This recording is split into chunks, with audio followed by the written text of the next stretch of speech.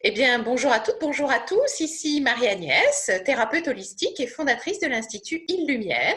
L'Institut Île-Lumière est situé à la Chapelle-en-Serval, tout près de Chantilly. Et nous nous retrouvons pour une conversation. Aujourd'hui, cette conversation va traiter des peurs, au sens large du terme. Elles sont tellement nombreuses. Pour converser avec moi, j'ai souhaité inviter Pierre Pironnet. Pierre Pironnet est un grand spécialiste dans l'univers du bien-être. Il est l'initiateur d'une méthode formidable qui s'appelle la relaxation biodynamique. Pierre, bonjour. Peut-être pourrais-tu te présenter à nos auditeurs et à nos auditrices? Bonjour Marie-Agnès. Alors oui, je m'appelle Pierre Pironnet, P-Y-R-O-2-N-E-T. Je vis en Rhône-Alpes, à Grenoble. J'ai à mon acquis un peu plus de 35 années de pratique dans les arts martiaux. Dans les années 90, j'ai développé un concept autour du bien-être qui part du fondement des arts martiaux, mais qui est fait pour des gens qui n'ont jamais fait d'arts martiaux. Après, je suis parti beaucoup sur les bateaux autour du monde pour mettre en pratique ces techniques. Et j'ai développé ce concept qui s'appelle les 9 étapes de la relaxation biodynamique, on va en parler. Et ce qui nous intéresse aujourd'hui, évidemment, c'est de répondre à la question Des peurs. des peurs. Les peurs sont Alors, multiples. qu'est-ce qu'on peut dire sur les peurs? Après, je vous parlerai de comment mettre en place des exercices pour peut-être vous aider à faire peur. Mais d'abord, qu'est-ce que la peur? La peur est un sentiment qui fait qu'à un moment donné, on ne sait pas ce qu'il y a. Et donc, du coup, n'étant pas dans la sécurité, bah, du coup, on a peur et on n'ose pas avancer. La peur en soi n'est pas mauvais. Ce qui est important, c'est l'excès. En même temps, la peur peut aussi nous apporter un signal. Et ce signal, c'est qu'à un moment donné, bah, c'est qu'il y a quelque chose auquel il faut faire attention. Voilà. Donc, la peur, elle n'est pas mauvaise. Ce qui est important, c'est de ne pas rester dedans.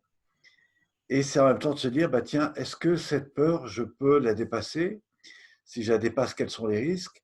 Et surtout, est-ce que ces peurs ne sont pas simplement liées à des choses que j'ai entendues, que j'ai perçues, et qui sont, pour beaucoup, des fois, des systèmes de croyances, et sans parler évidemment des peurs inconscientes. Donc toi qui es aussi, je dirais, dans l'accompagnement de personnes des fois en difficulté, quels sont les principaux ou les principales situations que tu rencontres par rapport à des gens qui sont peut-être dans des phénomènes de peur? Alors, je travaille avec des adultes et avec des enfants et aussi avec des entreprises. Donc, en fonction, bien sûr, les choses sont sensiblement différentes. Je rencontre des jeunes qui ont des situations, par exemple, où c'est impossible pour eux d'aller à l'école. Donc, le matin, ils se lèvent, ils se préparent, et puis d'un seul coup, il y a une chaleur, une envie de vomir, quelque chose là qui est là et qui fait que je peux carrément pas aller à l'école parce que j'ai vraiment très, très peur. Ensuite, ça c'est pour vraiment les enfants. Au niveau des adultes, dans le monde de l'entreprise, parfois, ils ont un challenge très important à faire et par exemple, ils ont à prendre la parole en public, ils ont à animer une réunion. Et là, parfois, il y a des peurs qui peuvent être sympas, j'ai un peu le trac et tout, j'arrive à le gérer et j'y vais, et même ça va me donner de l'énergie pour y aller, mais parfois, c'est plus que le trac, c'est donc de la peur, et c'est juste pas possible d'aller sur scène. Ils se mettent à transpirer, ils se mettent à avoir des sensations très désagréables dans leur corps qui les tétanisent ou Mhm. qui les mettent en colère. Euh, donc, Ok. je dirais qu'ils ont plusieurs manières de réagir. Et puis après, il y a toutes les peurs, tu vois, des araignées, des choses comme ça, de prendre l'avion. Enfin, Mhm. la liste est tellement longue que c'est impossible de la citer là. La capsule ne serait pas assez longue. Ouais. Alors, Et puis, il y a tous ceux qui recherchent la peur, hein. Il y a les marchands de peur, il y en a plein Internet, il y en a plein partout. Alors, comme tu as cité un petit peu les enfants à l'école, qui sont quand même des choses que peut-être pas mal de gens euh, vivent, hein, et nous écoutent ce soir d'ailleurs, euh, pour moi, il y a toujours deux choses importantes. La première, c'est le pourquoi. Pourquoi une situation me fait peur? Comment j'en parle? quelle idée je me fais d'une situation et qu'est-ce qui se passe. Donc la première chose, c'est d'exprimer, c'est de comprendre, de se dire, bah, tiens, qu'est-ce qui fait là maintenant ma peur? Qu'est-ce que ça réveille en moi? Est-ce que ça réveille des choses du passé? Est-ce que ça réveille un trouble psychique que je n'ai pas géré dans mon histoire et dans ma vie? Vous allez me dire, chez les enfants, c'est pas évident, mais par exemple, la peur du noir, ça peut signifier beaucoup de choses. La peur de se faire étouffer, voilà. Donc, la première des choses, c'est essayer de comprendre. Ensuite, c'est d'expérimenter des petites choses qui me permettent d'y faire face. Alors moi, je crois que quand on a peur, ce qui est intéressant, c'est d'observer aussi qu'est-ce que fait le corps. Par exemple, quand vous avez peur, le corps, qu'est-ce qu'il fait? Il se rétracte, il se protège. Le risque, ça serait de rester là-dedans, parce qu'automatiquement, vous allez avoir des douleurs. C'est ce qu'on parlait sur notre dernier échange en vidéo. Et donc, l'idée, c'est de se dire, ben, qu'est-ce que me dit le corps dans cette peur et comment je peux changer ça? Parce que si je reste dans cette posture-là, naturellement, le corps va entendre j'ai peur. Donc, il va justifier encore plus votre peur. Donc, la question, c'est comment je peux changer ma disponibilité corporelle et peut-être à ce moment-là avoir un autre regard. Alors, concernant l'entreprise, il se trouve que j'interviens 2 fois par an sur une organisation sur le thème de l'attitude et la place du corps en animation de groupe. Et je touche qui? Je touche effectivement des gens qui se trouvent dans des situations où ils vont devoir animer devant des petits, des moyens ou des grands publics. Et toute la difficulté qu'ils ont, c'est que dès qu'ils se trouvent sur scène, ils sont complètement agités, ils sont complètement perturbés. Et ça se traduit par un isolement du lien avec le groupe, c'est-à-dire que tout d'un coup, ils rentrent dans une caricature de ce qu'ils ne veulent pas montrer d'eux, et puis en fait, ils affichent malheureusement tout ce qui est leur peur, et du coup, ils se coupent du lien, c'est-à-dire qu'ils ne sont plus en écoute du public, ils sont en écoute de quelque chose qu'ils auraient appris par cœur et qu'ils vont essayer de redonner. Donc, toute la difficulté de la peur en entreprise, c'est à nouveau cette prise de confiance en soi. Moi, je dis que quand on a peur, on est souvent en lien avec l'image qu'on veut donner. Et dès qu'on est dans l'image, on n'est plus soi-même. Donc, on est dans une recherche de perfection. Je crois qu'aujourd'hui, ce qui est important, c'est de revenir au contact de qui on est vraiment.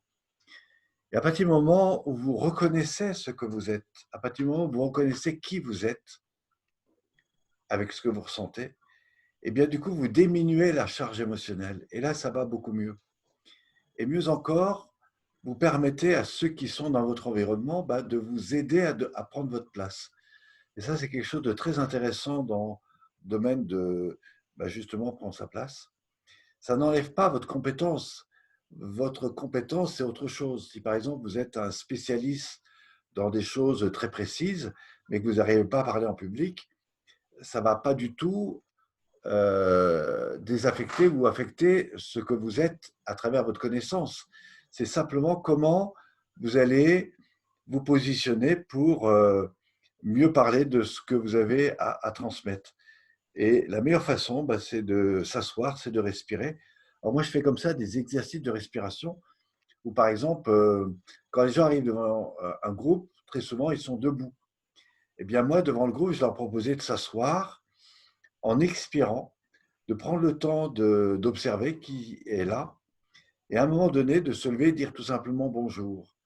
Ensuite, je vais amener les gens en allant vers le tableau, et en posant la main sur le tableau, je vais identifier, je dirais, les 3 grandes choses qui font que je suis là aujourd'hui, et ce à quoi je vais dire, par rapport à ça, où c'est que vous en êtes, quelles sont vos attentes. Et donc, du coup, je vais rentrer dans une respiration avec le groupe, avec l'événement, avec la situation. Et petit à petit, je vais me rendre compte qu'au fond, je ne vais pas rester isolé dans mon monde à moi. Je vais au contraire m'ouvrir et me mélanger. Dans les arts martiaux, la notion de peur fige le corps. Et la chose à faire, c'est pas se mettre dans des systèmes de résistance et de défense, parce que l'autre voit toute votre faiblesse. Mais c'est au contraire de s'ouvrir à l'autre, c'est d'accueillir, c'est d'aller chercher, non pas ce qui vous fait peur, mais d'accueillir, tiens, et derrière ça, qu'est-ce qu'il y a? Et c'est tout le travail notamment de l'aïkido, qui est une pratique que j'ai beaucoup développée. Et c'est très intéressant pour mieux gérer une situation de peur. Merci pour ce partage. Pierre, parmi les 33 exercices de la relaxation biodynamique, s'il y en avait un que tu pourrais présenter à nos auditeurs et à nos auditrices qui permettrait vraiment justement d'aller dans cette respiration et de dépasser cette sensation de peur, lequel serait-il? Alors, il y en a au moins deux, enfin, il y en a beaucoup plus parce qu'il y en a 33, donc, mais je dirais que les deux principaux sont d'abord de vous dire, tiens, quand j'ai peur, mettez-vous un instant comme ça, imaginez que vous avez peur de quelque chose, qu'est-ce que vous dit le corps, qu'est-ce que fait le corps, qu'est-ce qu'il fait, ben, il se protège, il se raidit, etc. Donc la première chose à faire, c'est d'observer ça et de vous dire, bah, tiens, maintenant que j'ai pris conscience de ça, je vais m'ouvrir à cette partie du corps, je vais remobiliser, je vais remettre de la réoxygénation, je vais m'ouvrir, relâcher, respirer et me détendre. Donc ça, c'est vraiment agir sur la zone affectée. Souvent, la peur, et notamment la peur de l'autre, la peur de la relation, c'est un problème relationnel. Et tout le travail sur la relation se fait à la fois sur la partie ouverture cage thoracique poumon, mais se fait surtout sur le travail du bassin. Tous les gens qui ont des problèmes de relationnel, qui sont en conflit ou qui ont des peurs, ont tous une résistance dans le bassin. Donc, l'autre exercice que je préconise, que vous soyez debout ou assis, eh bien, c'est par exemple de mettre en mouvement votre bassin. Alors, il existe dans nos pratiques 3 axes de mouvement. Le premier, c'est ce que j'appelle le mouvement anterversion-rétroversion, qui est un mouvement de basculement du bassin au niveau de son axe de rotation, au niveau de son axe de déplacement, ça peut être sur un plan vertical, ou au niveau de son axe de mobilité sur un plan circulaire. Alors l'avantage de ces pratiques, sans être dans une pratique fonctionnelle type dynamique ou gymnastique ou sportive, mais dans une ouverture de la conscience, c'est-à-dire sur un relâchement du mouvement, que ce soit sur le plan anterversion, rétroversion, sur le plan du glissement du bassin ou sur le plan de la rotation, ça peut être également des rotations internes, périphériques ou externes, eh bien tout ça va donner de l'amplification et donc de la légèreté, donc cette ouverture aux autres. Et c'est ce que nous avons et ce que j'ai beaucoup déployé moi dans les arts martiaux, et notamment dans la pratique d'aïkido, mais aussi dans tout un travail que j'ai fait autour de la gestion de conflits, notamment en milieu hospitalier, sur toute cette difficulté de la relation à l'autre, que ce soit dans des relations, je dirais, entre professionnels ou entre professionnels et clients, etc. Je suis beaucoup intervenu également dans le monde des quartiers, des jeunes en difficulté. Et c'est vrai que si vous allez, par exemple, si vous allez vers un chien que vous ne connaissez pas, vous ne savez pas ce qu'il fait, et que vous raidissez le bassin et le dos, vous allez voir le chien, il va naturellement avoir peur. Si au contraire, vous êtes dans quelque chose de complètement relâché, eh bien, vous allez voir, l'animal va se calmer. Donc là, on est vraiment dans les situations non verbales et la relaxation biodynamique eh bien, vous permet justement de retrouver dans cette globalité corporelle tout ce qui peut se relâcher, se détendre, et en tout cas vous permet d'être beaucoup plus, en conscience de vous-même, en conscience de la perception environnementale, que ce soit sur le plan mental, émotionnel et physique. Et c'est ça que nous cherchons à développer et à vous faire découvrir avec Marie-Agnès.